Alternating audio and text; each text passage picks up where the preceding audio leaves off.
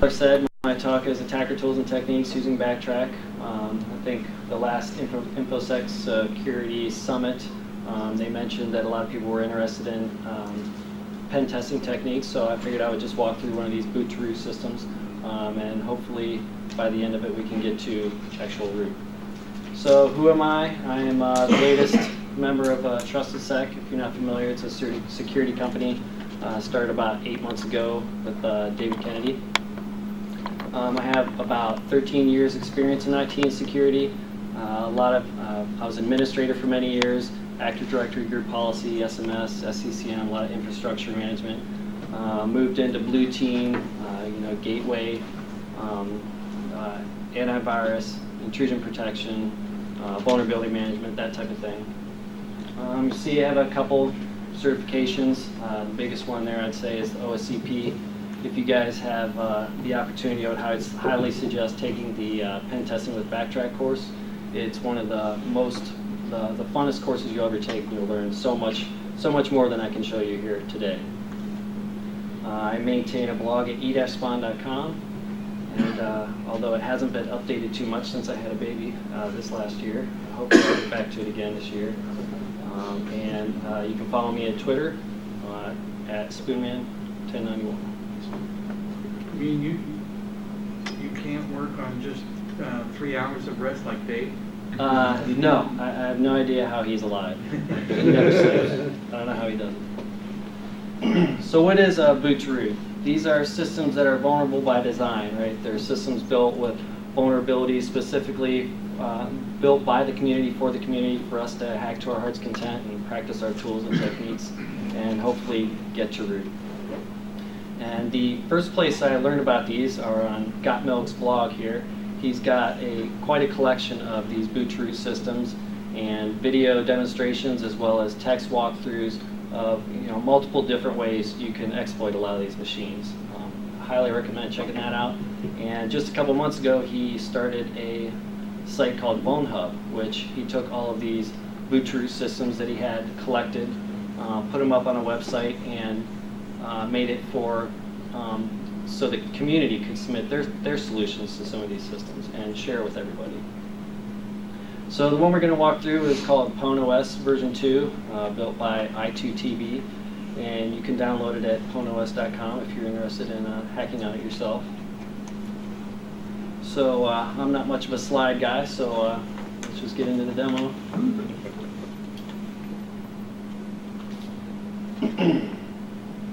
So one of the first tools you need when you're starting a pen test, you're going to have to find a reporting tool that you like to use.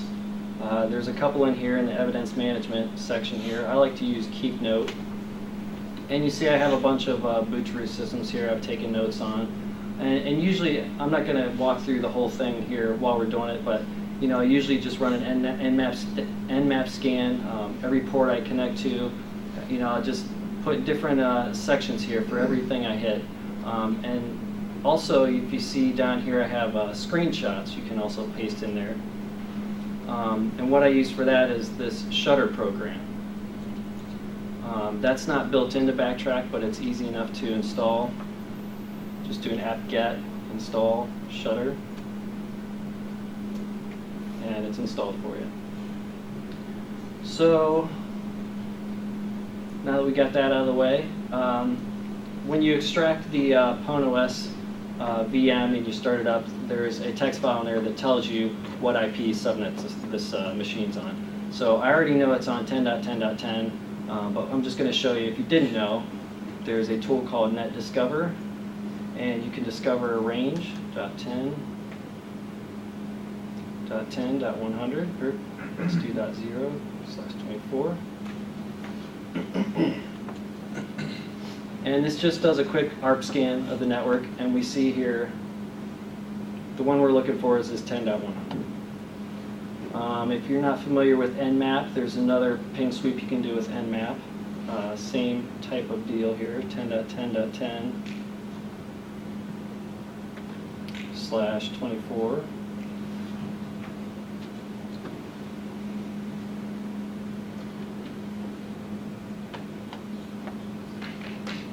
And And this is doing the same thing. It's not an ARP sweep, it's more of a ping sweep.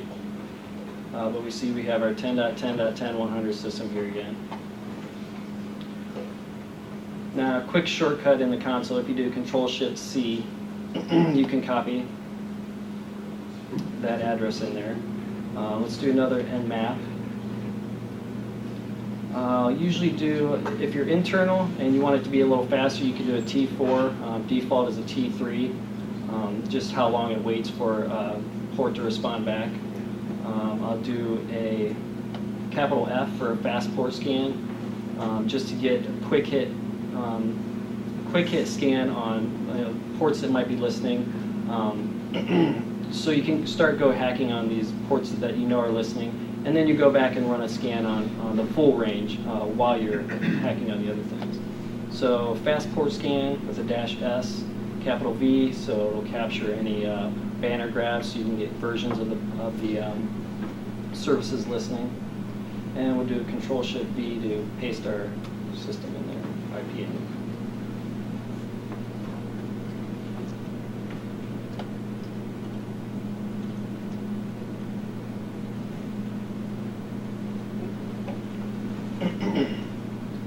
So we see port 22 is open, SSH, running open SSH, and this SB is what got us these version numbers here.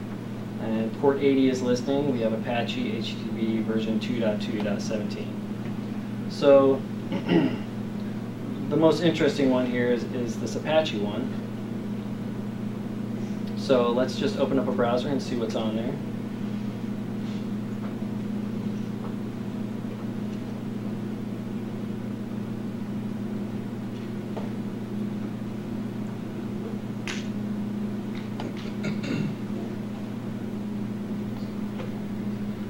And actually, before we go to that site, this is a tool that Nathan mentioned earlier. Under Web Assessment, Web Application Proxies, we're going to use Burp Suite. And this is a professional version, but we're not going to use any of the professional features of it. The free tools will work just fine for everything you want to do in here that we're showing you. And we see here on the proxy tab, we're going to turn intercept off. This is if you want to modify the request going to the website. Before it's sent out, you can do some fiddling with the parameters. We can see that in the options that it is listening on localhost port 8080. So that's where we want to point our browser to make sure that all our traffic goes through this. And one of the tricks I use is, I think this still comes included with the Backtrack installation of Firefox, is Foxy Proxy. So we see we created this proxy on localhost 8080, because that's where our burp is listening, and just create a new pattern. So we'll call this pwn os v2, and the URL pattern is just going to be our 10.10.100 anything. So I usually use that so, oh geez, I can't even see the bottom of that. So whenever I'm looking for, Googling for, information, looking on ExploitDB, wherever, it's not muddying up my results in Burp Proxy. So hopefully that took. It did not. How am I going to click OK on that? Oh, it doesn't look like I can. So if my screen were bigger, I could click on that. So we'll just disable that for now. And we'll go straight into, port all of our traffic into Burp. So we want to go to our 10.10.100 site. And we see we have a general little home page here, a register page, and a logon page. So if we go back to Burp, we can see in our history where we were clicking on all the sites. And down at the bottom here, we see the request that was sent, the response that was sent, and we can even render that response, right? there's our master page, there's our login page. And if you go over here to target,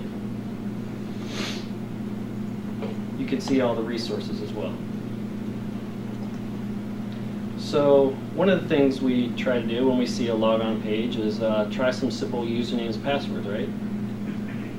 So if you're paying attention on the home page here, it's asking for an email address, and we see this admin@isint.com is on the home page. So that's probably an account on this system, right? So we go back to our login page, paste that in there, try a blank password. That doesn't work. Try something simple like password, right?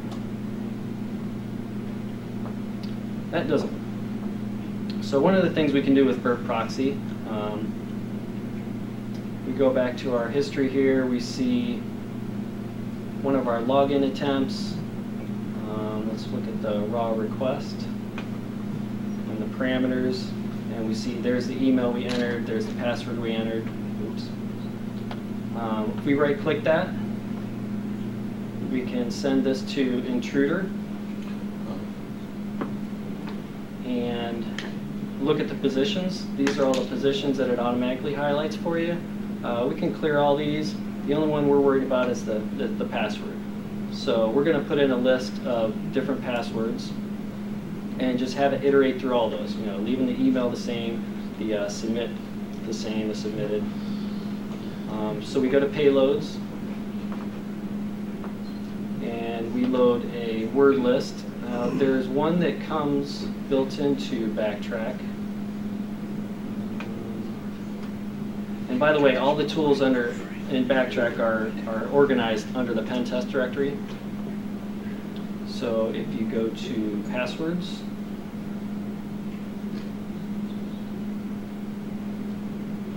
and we have word lists. You can see I have a couple extra ones in here. This dark code is the one that comes built in. This RockU is a really good one. I don't know all the details of that RockU, but it was a public site that was compromised, and it must be one of the first best examples of real passwords that people were using. So it's a really good list to use, mostly if you're doing offline brute forcing. So we're doing online. We want to use something a lot smaller. I've got something here called small weak sauce. I got a lot of this from, there was a talk that Mubix and Cardinal Onage did the past two DEF CONs, dirty little pen tester secrets or something they don't teach in class, something like that. But here's a bunch of simple passwords to try. There's our password we tried, password 123, welcome 123, just a bunch of simple little quick hits that you can use. We're going to remove these simple ones here. But once we have our payload options loaded, go to intruder, start attack, and you see that came back pretty quick. We can see our responses down here. We can even render them. Kind of hard to see with our screen so small, but there's the baseline request, like the first one we sent. There's the blank password where it says you forgot your password, you forgot to enter password. There's password, and usually if you're looking for, all these lengths are the same, 1522, right? So if you sort by length and you see some that are not that 1522, its odds are you had a different response, right? We didn't happen to find a good password here, so our password attack didn't work. But another thing we like to try when we see a username password field is SQL injection. So the first thing you want to try to test for SQL injection is just a single quote. Now it says you forgot to enter your password. So we enter a quote and just put a 1 in there. And this is gold, right? This tells us there's a SQL injection, right? Here's our query that we're running. Didn't quite get through. We can try the default one that everybody tries: quote space or 1 equals 1 dash dash and a space after it. Put a password as 1. Oops. This is what's called a authentication bypass, SQL injection authentication bypass. And you see it logged us in here. So nothing too exciting though, we're logged in, but I think we're going to explore that SQL injection a little further in a little bit here. I just want to show you one other tool that we like to use when we're testing a web application. We have a fuzzer here, it's called DIRBuster. So put our website in there, 10.10.10.100. Want to browse for a word list. We'll use the small one for now. And since we're internal, we're not running across the internet, we can crank the threads up. And just click go. So this is going to go through, kind of like Burp was doing. You could do this actually with Burp as well, but DIRBuster has a nice list to use. Yeah? While that's running, I have a question about the SQL injection. All right. So you didn't provide a valid email address. How did it know that you were admin at Right, so that's part of the not parameterizing your SQL query. So if you saw that SQL query we had in the response, there is a select username and password from whatever. So what we did was select username. After that username, that quote closes off that username, and then we use or 1 equals 1. That means that's always going to be true, right? 1's always equal to 1. The dash dash at the end of that ends that comments the rest of that query. So it's always going to be true. So does that mean that the admin was the only email address in that database? I don't think we know that yet. Usually it's going to be at least the first one. So we're gonna explore the database here in a little bit with SQL Map. Oh, what's going on here? Your questions have crashed the system. Oh, it's running into errors determining the failed response, meaning that you can't identify that the page doesn't exist. Just close all of those. You should be able to get back to DIRBuster. Keep closing. It's probably going to bunch up. Or not.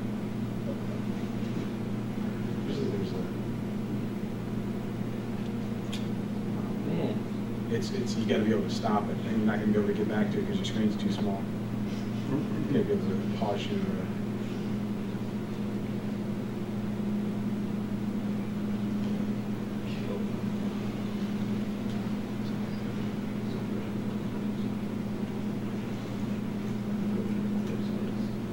All right. What are we killing here?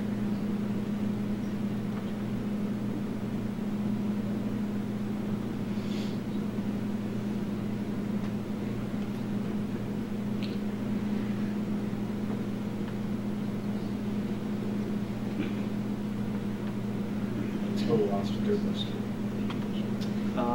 Yeah, Should be under there. I haven't run into this, so.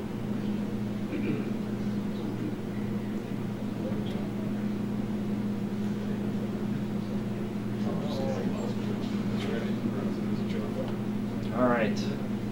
Glad we killed that. Well, anyway, if you did run that, you'd see that there was another website called Blog, something like that. We're not interested in that anyway. I just wanted to show you how to use DIRBuster, which kind of failed, I guess. But it's a good way to explore what other sites might not be immediately visible. There's no links on the front page. You spider the site, you don't see anything. It's kind of hidden sites you're looking for to possibly exploit. So, one other tool we can use to throw at web app is a little web app scanner, open source, taken over by Rapid7.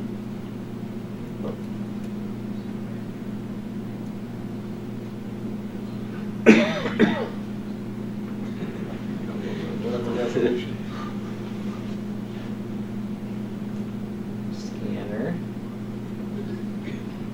W3 AF GUI. Web Application Attack and Audit Framework. It takes forever to time out if we can't get to the internet. I'm connected to the internet, so it should be okay, and I updated yesterday, so let's see. But this is a nice little another quick hit tool you can throw at a website and see if there's things like SQL injection or cross-site scripting or whatever.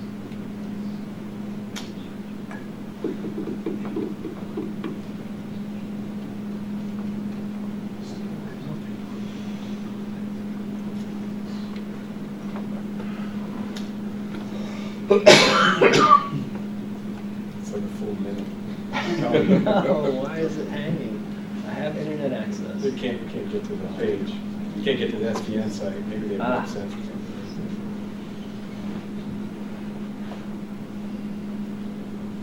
Okay, so it finally came up here. Paste in our website, and the options we want to select here are just the audit and the grep. Click Start. And boom, we see we have SQL injection already, which we already knew, but if you didn't, it's a quick way to check. So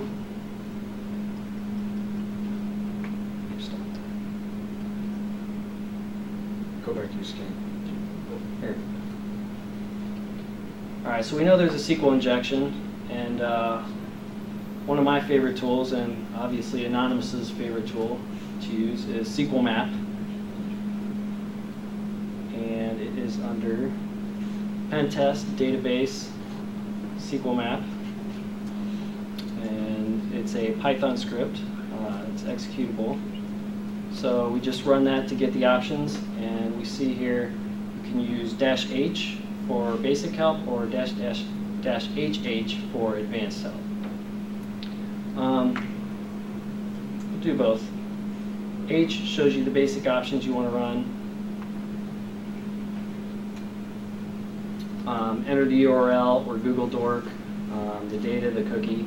I'll tell you, I had a lot of trouble getting, I think the GET requests were the easiest. I had a lot of trouble getting POST requests to work when I was running this. So I'll show you another trick here. If you do a -HH,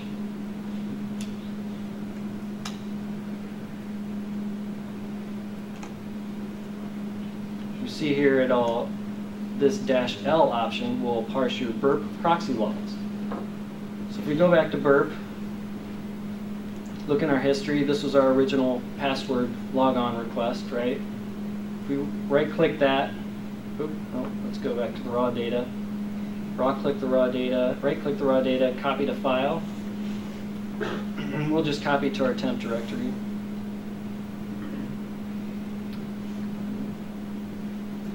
And name it phone os v2.txt, right?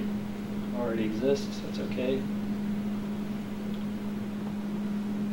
So all we have to do is call that -L parameter and /tmp/phone os2.text, and we'll just do a fingerprint on the server.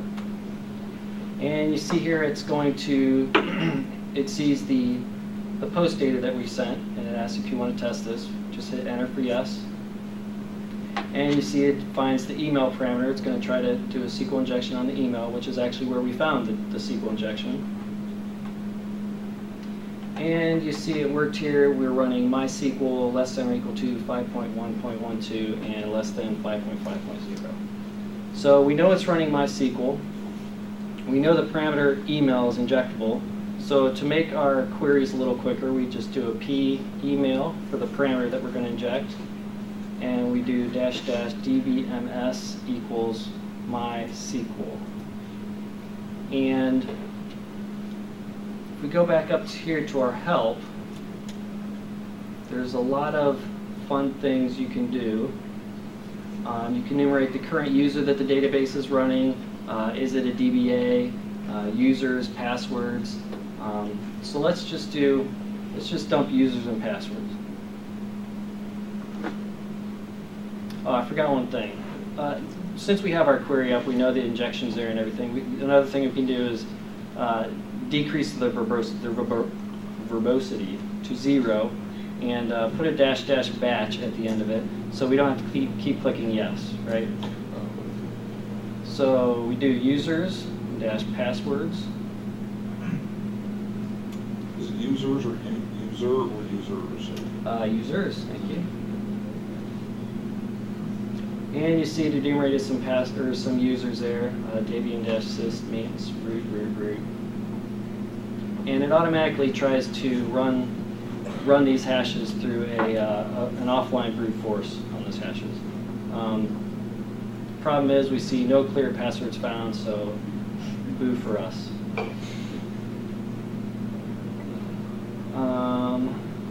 We can do the current user. See who the database is running under, and we see it's running under root, which is always helpful as a pen tester. Let's start exploring the database.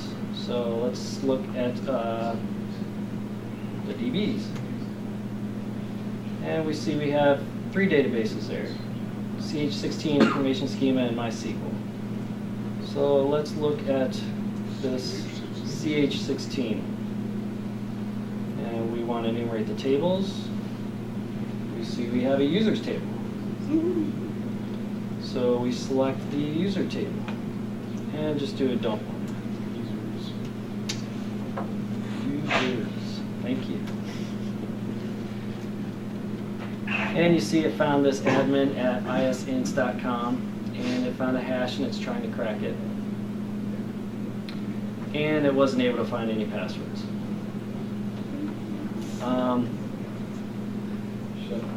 How about os-shell? Now we have a shell on the system. How do you like that? So who am I?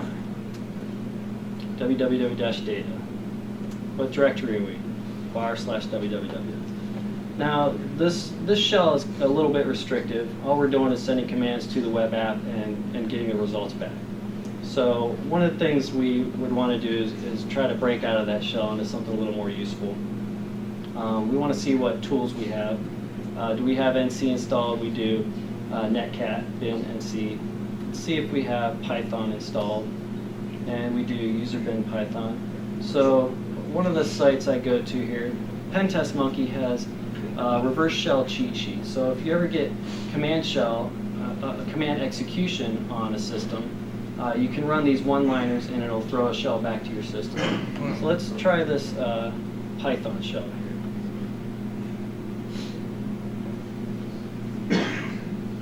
I'm just going to paste it into gedit here real quick so we can modify it.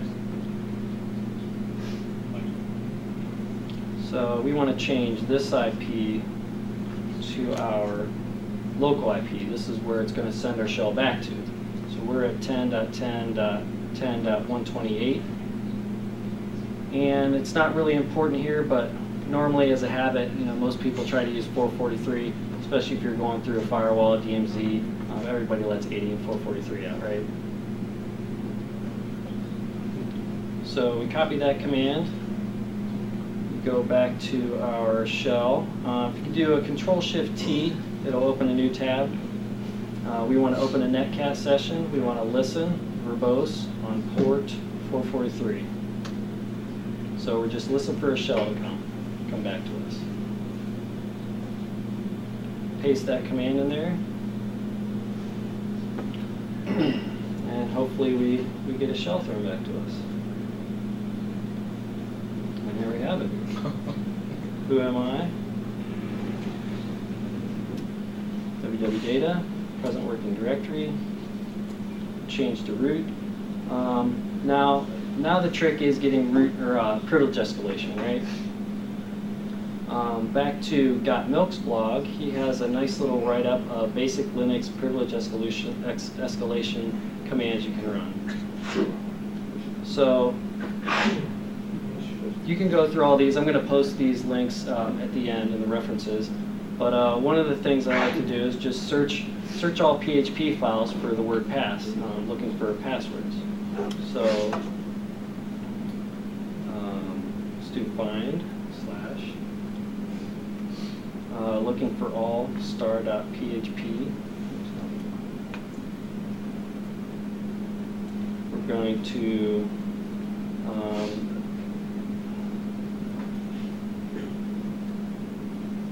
so this command here takes all of the errors. So we're running as www-data. We're not going to have permissions to all the files. So this 2 happens to be the standard output of errors. So we're going to pipe all the errors into dev/null, so we don't see the errors. Pipe all the good results into XRs, and we're going to grep-i pass. So looking for files with password in them. And that came back pretty quickly. If we scroll all the way up to the top here,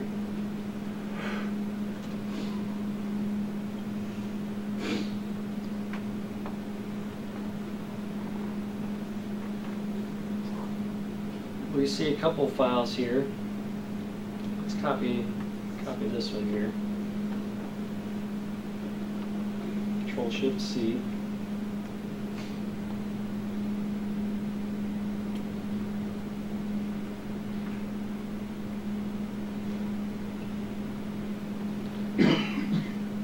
And you just kind of parse through here looking for, because you see we hear db password root at isins. There was another one in here.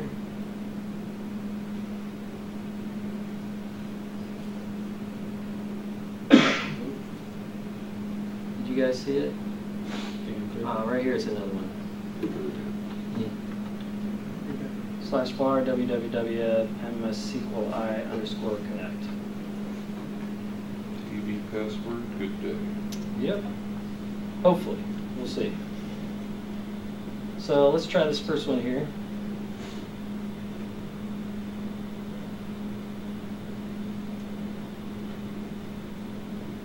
Control-C. And we want to cat that file. And we see db user root and password root at isins. Wow. Copy that. Start a new tab. Let's do an SSH on 10.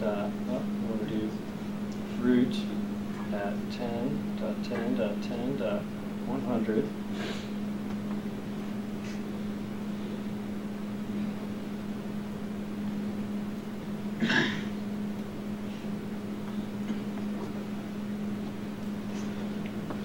And our password we found, just Control-Shift-V. And here we are. See, we got root on the system. So that was just a coincidence that the OS root user had the same password as the database root user? Yes, exactly. So you see we had 2 different files here, and if I would have catted the other file, I would have showed you a different one. But yes, it was just a coincidence that root in the database was the same as the root on the server. I would argue it's not a coincidence. But it's also, you have to go out of your way these days to allow root logon over SSH. Right, exactly. So So that was one of the, to finish up here, what did we do, what did they do wrong here that we could have detected as a blue team? I told you I came from blue team side. First thing we ran was a ping sweep port scan, right? We should be able to see that in our intrusion detection systems, or even our ASA. We should be sending alerts when we see this activity, so the right people can go look at this suspicious activity. The web app login page, the developers should be trained to scrub the inputs, never trust the user inputs, parameterize their queries. Could have been a web application firewall in front of that, which would hopefully detect us sending SQL queries into the user field. MySQL compromise, there's intrusion detection software for databases. And root logon. Root logon, it's bad practice to even leave that enabled. You should always disable that. If users need privilege escalation, they should use SU or sudo. So here are some of the references I put. Put on the Web Application Hackers Handbook. That is if you're into web application hacking, this is the guy that wrote Burp. He wrote this book, so it's a really good book on all the features of Burp and beyond. OWASP.org, of course. And there's the Pen Test Monkeys cheat sheet for reverse shell and blog got site for privilege escalation. So are there any questions?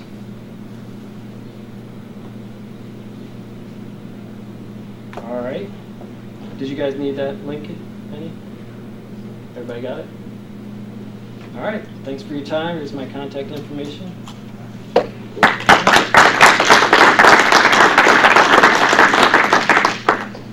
Just to add, if you want to see some really cool high-speed SQL injection stuff, run your proxy while you're, or a packet capture while you're running SQL map, and then take a look at some of the complex SQL queries that thing is building in the background while it's running.